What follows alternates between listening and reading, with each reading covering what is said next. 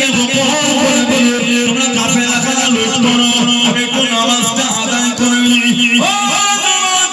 আল্লাহর ওলি সাদে ফুলান বিন আয়াজ রহমাতুল্লাহ আলাইহি তাবুর মধ্যে চলে গেলেন, নামাজটা শুরু করে দিলেন। একজন বড় ব্যবসায়ী, মনটা খারাপ হয়ে গেল, আমার মালটা চুরি হয়ে গেল, আমার মালটা চুরি করে গেলে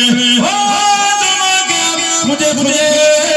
কাফেলার মধ্যে থেকে ওই তাবুটা দেখতে পেয়ে গিয়ে তাবুর মধ্যে গিয়ে দেখে একজন আল্লাহর ইবাদতের মধ্যে মগ্ন, ইবাদত থেকে ফলে করে ব্যবসায়ী জানিয়ে দিয়ে আমি কি আমার মালটা রাখতে পারি, আমি কি আমার মালটা জিম্মা দিতে পারি, বাইরে টাকা দিয়ে হয়, টাকা দিয়ে খানা দিতে গেলে আমি আমার মালটাকে দিয়ে চলে যাবো, আমি অনুমতি খানা দিয়ে দিয়ে মালটাকে রেখে দিয়ে এক জায়গায় গিয়ে লুকিয়ে গেলেন। টাকা দিয়ে মিটে গেল, টাকা দিয়ে মিটে গেল। ব্যবসায়ী মালটা নেবে মনে তাবুর মধ্যে গিয়ে দেখে যারা ডাকাতি করছিল ওনাকে কোণে গিয়ে বসে আছে, মনটা খারাপ হয়ে গেল। বাঘের কাছে ছাগল পালতে দিলাম কত, মনটা খারাপ হয়ে গেল, আমার মালটা চুরি হয়ে গেল, আমার মালটা লুট হয়ে গেল। আল্লাহর ওলি সাদে ফুলান বিন আয়াজ হুজুরের নজর পড়ে গেল, হুজুর আমার হুকুম করতে এনার মালটা ফিরিয়ে দাও। ওই বেলালে নমুনা উনি যখন আমার কাঁধে মালটা জিম্মা রেখে যায়, আমি তখন ইবাদত করছিলাম, আল্লাহকে ভালোবেসে আমাকে ভরসা করে দে, ওই বেলালে নমুনা ওই বইটা ফিরিয়ে দাও।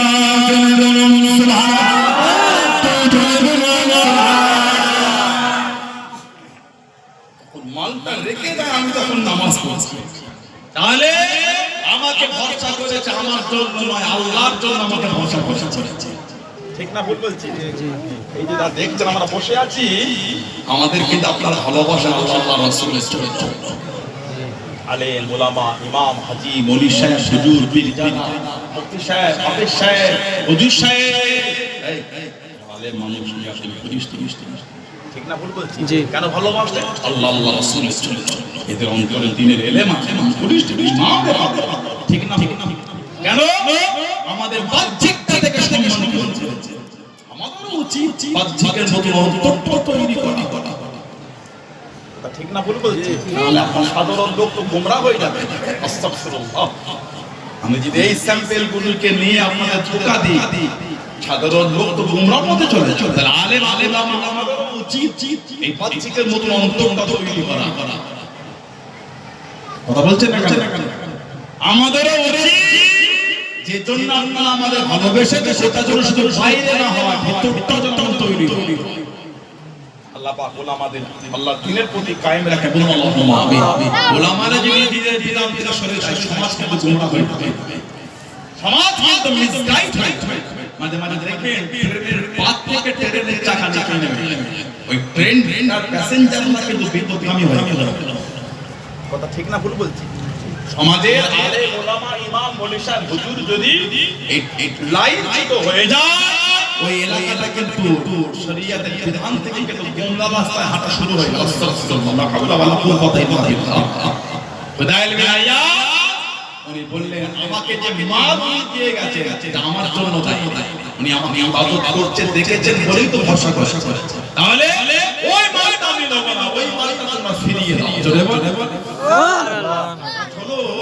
আল্লাহর ভালোবাসার সম্মান উনি রেখেছে। আল্লাহ ওনার অন্তরে হেদায়েতের নূর দিয়ে দিলেন। ডাকাতি করছে, ডাকাতি করে কোন একটা জায়গায় বড় কাফেলা এসে আশ্রয় নিয়ে, বড় ব্যবসায়ীদের বড় পাঁচির কাফেলা নিয়ে গেছে, উনি পাঁচির দিকে ঢুকে ডাকাতি করতে যখন ঢুকছে গোটা কাফেলা নিস্তব্ধ, একজন হাফেজ খালি জেগে জেগে কোরআন শরীফ তেলাওয়াত করছে। তখন কোরআন শরীফে তেলাওয়াত চলছে সূরা হাদীদ, সূরা হাদীদ 16 নম্বর আয়াত আমার কানে ভেসে গেছে। আলাম ইয়ালিল্লাযিনা আমানু তাখশা কুলুবুহুম লিযিকরিল্লাহ। সূরা হাদীদে 16 নম্বর আয়াত, আলাম ইয়ালিল্লাযিনা আমানু আন তাখশা কুলুবুহুম লিযিকরিল্লাহ। এই আয়াত আসলে ফুদাইল বিন আয়াজ দাঁড়িয়ে ওনার চোখ থেকে টপ টপ করে পানি পড়ছে, বলছেন সুবহানাল্লাহ। আল্লাহ তাআলা হেদায়েতের নূর দিয়ে কাঁদছেন কেন? আল্লাহ বলছেন এখন কি ইমানদারদের জন্য সময় আসে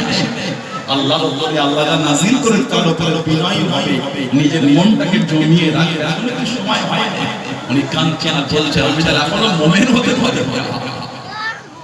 এখনো আমার নাম মুমিনের খাতে এখনো তাকাতি করা ভুলে গেলে কাঁদতে কাঁদতে হাফেজ সাহেব থেকে আরেকবার তিলাওয়াত করে হাফেজ সাহেব বলছে আল্লাহ জাল্লাল্লাযিনা মুনতাশা কুলুবুহুম বিযিকরিল্লাহ উনি কাঁদছেন আর বলছেন হাফেজ সাহেব আরেকবার তিলাওয়াত করে হাফেজ সাহেব তিলাওয়াত করছে ওরা চোখ দিয়ে পানি পড়ছে আর খালেস দিলে তওবা করছে বলুন না সুবহানাল্লাহ আর কি করে বলা গেল না একটু নিজেরাও এই আয়াতটাকে ভেবে দেখেন একটু এখনো কি নিজেরা মুমিন হতে পারলাম না এখনো কি ইমানদার হব না এখনো মদের আড্ডায় বসবে এখনো তাসের আড্ডা এখনো জুয়ার আড্ডা আল্লাহ মাথা থেকে পা পর্যন্ত আমাদের এত সুন্দর করে সাজিয়েছে বলুন না সুবহানাল্লাহ আল্লাহ মাথা থেকে পা পর্যন্ত এত সুন্দর সাজিয়ে আমাদের টাকা পয়সা ধন সম্পদ আল্লাহ কত বরকত দিয়ে দিয়েছে বলুন আলহামদুলিল্লাহ এখনো কি সাল্লার কাছে নিজেরা মজবুত হয়ে থাকতে পারবো না এখনো মনটা চাই গুনাহ করতে যুবক আজকে এই 27 রাত আসছে একটু খালেস দিল আল্লাহর কাছে চোখ ভরা পানি রেখে দেন তারাবি নামাজ পড়ে একটু কদরের নামাজ পড়বেন 8 রাকাত হোক 12 রাকাত হোক যদি নাও পড়তে পারেন কমসে কম 4 রাকাত পড়বেন একটু রাতের তাহাজ্জুদের নামাজটা গভীর রাতে ঘুমতে পড়েন না সাহারির আগে 4 রাকাত পড়েন সিজদায় গিয়ে কাঁদেন আল্লাহ আমি যা গুনাহ করেছি আমার নসিবে মাজাত নাই আল্লাহ আমি যেমন নাই আল্লাহ আমার নসিবে তোমার দরবারে নাজাত নাই আল্লাহ তুমি যদি ফিরিয়ে দাও আমি তো জাহান্নামে হয়ে যাব আল্লাহ তোমার আমি ছাড়া যে কত নেক বান্দা বান্দি আছে আল্লাহ তুমি ছাড়া তো আমার আল্লাহ কেউ আমাদের ছাড়া আল্লাহ বান্দা নাই কি বলে ও মা বললেন আপনাদের ছাড়া আল্লাহ বান্দি না আমাদের ছাড়া বান্দাও আছে মা বোনদের ছাড়া বান্দিও আছে নেক বান্দা বান্দি আছে কিন্তু আমাদের তো আল্লাহ ছাড়া কেউ নাই আমাদের আল্লাহ ছাড়া কেউ তাহাজ্জুদের নামাজ পড়ে সিজদায় গিয়ে তাসবিহ করে সুবহান রাব্বিয়াল আলা 3 বার ও 5 বার ও সালাত করে এবার 2 মিনিট সিজদায় পড়ে থাকে নিজের জীবনে সব চাওয়া পাওয়া সিজদায় গিয়ে আল্লাহ তুমি আমাকে এটা আল্লাহ আমাকে শয়তানের ধোঁকা থেকে হেফাজত করো আল্লাহ আমি চেষ্টা করলে শয়তানের ধোঁকা থেকে বাঁচতে পারি না কেন আল্লাহ আমাকে সেই মজবুত তওবার সুযোগ দাও তুবু ইলাল্লাহি তাওবাতান নাসুহা তুবু ইলাল্লাহি তাওবাতান নাসুহা তুবু ইলাল্লাহি তাওবাতান নাসুহা আল্লাহ আমাকে খালিস করে তওবা করার তৌফিক দাও এটা আল্লাহর কাছে চান না এটা আল্লাহকে বলে দেখবেন আল্লাহ আমাদের শয়তানের ধোঁকা থেকে হেফাজত করে আল্লাহ আমাদের বড় নেককারের মধ্যে শামিল করে দেবেন বলুন আল্লাহ আমিন যদি বলেন আমিন খোদাই ইয়া জাতুল্লাহ ওই পাঁচি থেকে ফিরে গেলে ডাকাতি করে এসে কাফেলাকে বললেন তোমরা নতুন দলের সরদার খুঁজো আমি আর তোমাদের সরদার না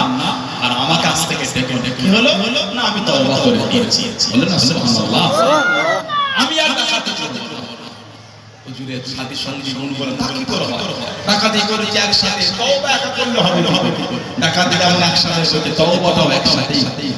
ধরে বলো সুবহানাল্লাহ ডাকাতিরা তওবা করে আল্লাহ ওয়ালা হয়ে গেল বলুন না সুবহানাল্লাহ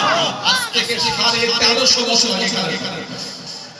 খুদাইল বিন আইয়াদ তারপরও গিয়ে কি ওই তাবুর মধ্যে বসতে সেখানে ব্যবসায় বসে উনি বসে শুনতে একে অপরকে বলতে এই এরিয়াটা হলো খুদাইল বিন আইয়াদ একটা মাল ফেরত যাবে সব কিছু করে কি হবে রাত শেষ হওয়ার আগে এখান থেকে চলে যাও একটা মাল পাবে না উনি বসে শুনতে না কানতে বলা মিটে গেলে টুকটুক করে কেঁদে কেঁদে দাঁড়িয়ে বলতে ও ব্যবসায়ী ভাইরা আমি বলি খুদাইল বিন আইয়াদ বলেন না সুবহানাল্লাহ আমি আর ডাকাতি করি না আমি আল্লাহ তওবা করে আমি ভালো হয়ে গেছি আমি আর ডাকাতি করি আমি আল্লাহ আমি তওবা করে ভালো হয়ে গেছি আমি আর ডাকাতি করি না তোমরা ভয় খেও না তোমাদের মাল আর কেউ নেবে না আমি হলাম খুদাইল বিন আইয়াদ আমি আল্লাহর কাছে তওবা করে ভালো হয়ে গেছি আমি আর বিশ্বাস করছি আর এখানে কোন মালকে আমার পুরা দলই আল্লাহ দরবারে তওবা করে সব ভালো হয়ে গেছে মানে সুবহানাল্লাহ তার দেশের জন্য এত ভালো হয়ে গেছে খুদাইল বিন আয়াজ ইবাদত করে এত বড় ওলি হয়ে গেছে চার ইমামের এক ইমাম হযরত ইমামে শাফি রাহমাতুল্লাহ ওনার কাছে গিয়ে বসে থাকতেন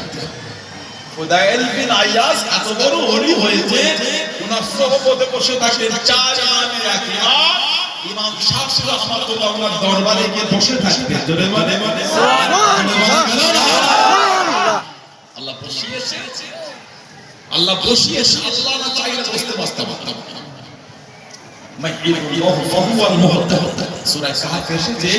মাইয়াহুল্লাহু ফাহুয়াল মুহতাদ আল্লাহ বলে আমি আল্লাহ তাকে হেদায়েত দিই সেই হেদায়েত এই যে আল্লাহ আমাদের ভালোবেসে বসিয়ে আল্লাহ চেয়েছেন বলে বসতে পেরেছে কথা বলছেন না কেন জি আল্লাহ আমাদের অন্তরে হেদায়েতের নূর দেবেন বলেই কিন্তু বসিয়েছে জোরে বলে আমার সূরা ফাতিহায় পড়ি না ইহদিনাস সিরাতাল মুস্তাকিম আল্লাহ আমাদের সরল সহজ সিধে রাস্তায় পরিচালনা করে সেই পথের প্রতীক করে আবার আমাদের সিরাতাল লাযিনা আনআমতা আলাইহিম আল্লাহ যে রাস্তার উপর যাদের উপর আপনার নিয়ামতগুলি আতা করেছে আল্লাহ আমাদের সেই পথের প্রতীক করে ওটাই হলো জান্নাতে যাওয়ার রাস্তা ওটাই হলো হেদায়েতের রাস্তা জোরে বলে আল্লাহ আমাদের ভালোবাসেন বলে বসতে দিয়েছে তার মানে গুনাহগার হলো আল্লাহ ভালোবেসেছে আলহামদুলিল্লাহ বললেন আল্লাহ নবীকে করে গুনাহ থেকে পাক রেখেছেন সুবহানাল্লাহ সুবহানাল্লাহ তারপরেই আমাদের হুজুর বলছে খায়রুল খালকাইনা তাওবা আর গুনাহগারদের মধ্যে ওই গুনাহগারটা হলো যে গুনাহ করে আল্লাহর কাছে তওবা করে যে গুনাহ করে তওবা হাদিস শরীফে এসেছে তোমাদের দ্বারা যদি গুনাহ হয়ে যায় সঙ্গে সঙ্গে তোমরা ভালো কাজ করো কেন আল্লাহ রহমান রহিম ওই গুনাহটা তোমাদের নামায় আমার আল্লাহ লিখতে দেন আল্লাহ তোমাদের উপরে খুশি হয়ে ভালো কাজের বদৌলতে আল্লাহ তোমাদের উপর মাফ করে দেন আলহামদুলিল্লাহ আল্লাহ হাদিস শরীফে এসেছে বান্দা বান্দীরা অন্তরে ভালো কাজের আশা করে তার ভালো কাজের আমলটা কাজে এটা আল্লাহ তার সওয়াবটা নামায় আমার আল্লাহ ফেরেশতাদের হুকুম দিয়ে লিখে দিবেন গুনাহ হয়ে গেল আল্লাহ লিখতে দেন না কেন আমার বান্দা যেন আমার কাছে তওবা করে বলেন না সুবহানাল্লাহ আল্লাহ আমাদের সকলকে শুনে বলে আল্লাহ বেশি বেশি ইবাদত তৌফিক দান করে বলুন আমিন জোরে বলেন আসেন হুজুরের মহব্বতটা আল্লাহর সামনে দাঁড়িয়ে সালামের হাদিয়া জানিয়ে দিই